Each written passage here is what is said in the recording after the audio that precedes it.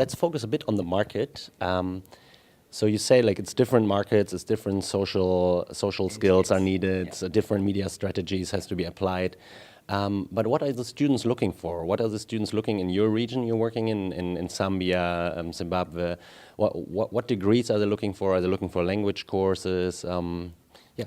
Well, generally, the countries that I'm operating in are former British colonies. So English is not a big issue. But they are looking predominantly, the highest on the hierarchy for most African countries, and Zambia in particular, and Namibia and Botswana and Zimbabwe, is business. A bachelor's degree in business, major in finance, banking, accounting. And there is a drive now that each country has certain sectors, industry drivers. For example, Zambia is a mining country. A degree in mining, metallurgy, in the area of mining is very well accepted and it's sought for. So there's a tendency, it's strategic for an educator to look at the industry sector drivers. And if they are within those areas, then they are likely to get even government scholarships and they also get postgraduate training, because there are people who are already employed with a first degree and they want to upgrade into managerial skills in those industry sectors.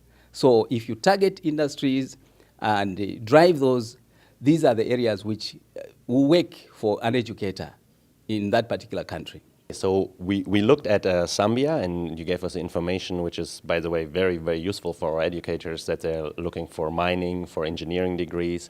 But what about the other countries you work in? For example, Malawi. Is there, I mean, everybody seems to look into business, but let's start with Malawi and then go by the countries one by one. Yeah. Well, basically, when you're looking at Malawi, the profile of Malawi is very similar to Zambia, except that Malawi has no mining. They've discovered uranium in the last 2 years, but there is nothing to talk about.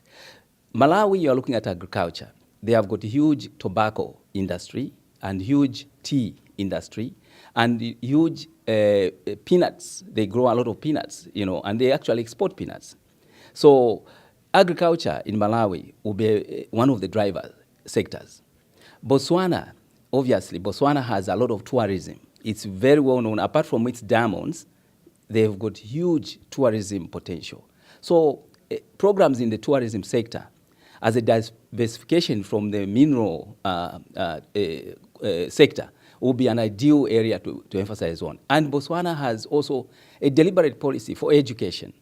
A lot of Botswana universities offer education as a key element. You know, a lot of Botswanans have gone out for postgraduate programs and all that. So education will be an area, even setting up collaborative arrangements, those that are looking at collaborating. Botswana offers a very strategic arrangement in collaborating in the education sector, in the mining sector, because it's also diamond mining, and of course, in the tourism sector. Just to give you some of the examples. Oh, very good, very good. To spotlight on the different countries and sectors. So this is the status quo we looked at right now. But you think you can give me a short outlook, like where education is going in Africa? Is it on the rise? Is it going to be is it a growing sector? What's your impression there? You know, Africa has 70% of the youth population in the world. To me, if anybody is not paying attention to Africa, they are missing the boat, because the future human capital is going to come from Africa. We have the highest birth rates, we have the highest youth population, and there's no other continent at the moment that has registered that huge potential of youth capital, human capital. So you need to be in Africa to provide collaborative arrangements with existing universities, apart from taking the youth out into those other, educators' destinations. They should be really paying attention to looking at Africa and collaborating, even in a small way.